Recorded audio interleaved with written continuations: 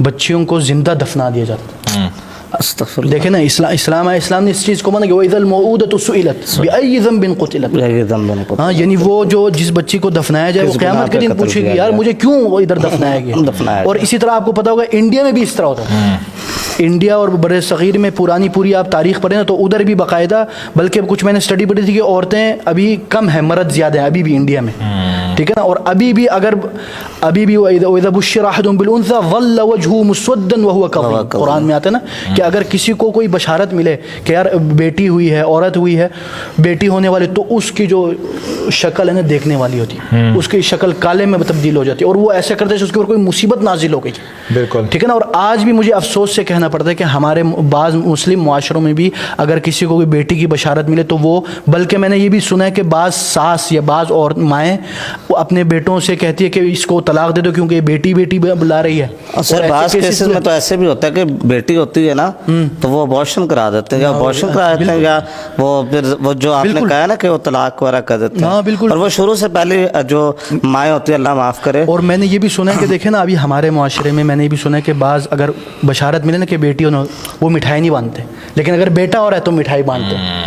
بیٹا ہو رہا ہے تو بڑے شور ہو, بڑا لوگوں کو مٹھائیاں بانٹتے ہیں. یہ بھی بڑی مسئلہ ہے, یہ بھی بڑا مسئلہ ہے. اور دوسری بات دیکھیں نا اسلام نے, میرا خیال ہے سیف اللہ بھائی اس کے بارے میں آج کل بھی نا لوگ کافی زیادہ انسینسٹیو ہو جاتے ہیں جب یہ بیٹی بیٹے کا چکر ہوتا ہے نا. سو دیکھیں some thing is natural, some thing is in natural. نہیں, جو جس چیز کی طرح میں انڈیکیشن کرنا چاہ رہا ہوں نا, یہ جو ہمارے ایک ہوسٹ ہے اقرار الحسن, انہوں نے ایک ایشو اٹھایا, انہوں نے کہا کہ اللہ کا لاکھ لاکھ شکر ہے میری کوئی بیٹی نہیں ہے, اسٹف لائک دیٹ. ٹھیک ہے, اس کا نا ایک بہت زیادہ ریپروکیشن آیا باقی سارے لوگوں سے. اب کچھ لوگ آج بھی دنیا میں ہیں جس طرح شاہد افریدی ہے. اب ہم پرومیننٹ لوگوں کے اس لیے نام لے رہے ہیں کیونکہ you can relate to it. اب ماشاء اللہ ان کی 5 بیٹی ہیں, ہی از ویری ہیپی جہاں پہ بھی جاتے ہیں, جو بھی تو میرا خیال ہے کہ یہ والا جو ایٹیٹیوڈ ہے نا جو ہمارے کرکٹر شاہد افریدی کا, that's a very positive attitude. اور بالکل دیکھیں نا بچیوں کو, لڑکیوں کو پالنے پہ بھی اللہ تعالیٰ, اللہ کے رسول نے بشارت دی ہے جنت کی. یعنی اگر آپ نے 1 بیٹی کو, 2 بیٹی کو, 3 بیٹی کو پال پوس کے بڑا کیا ہے اس پہ آپ کو جنت کی بشارت ہے. لیکن مسئلہ کیا ہے ہمارے معاشرے میں, مسئلہ یہ ہوتا ہے کہ ہم لوگ جب شادی کرواتے ہیں نا, کیا رکھا ہوا ہے ہم نے, وہ جو ہندوانہ رسم ہے کہ ہم نے ادھر اس کو دہیج دینا ہے. تو اس وجہ سے وہ جب بچی پیدا تو وہ باپ پھر بولتا ہے یار اب تو یہ بڑا بوجھ ہو گیا, اب مجھے اتنے پیسے جمع کرنے پڑیں گے. یار وہ رسم ہی ختم کر دو.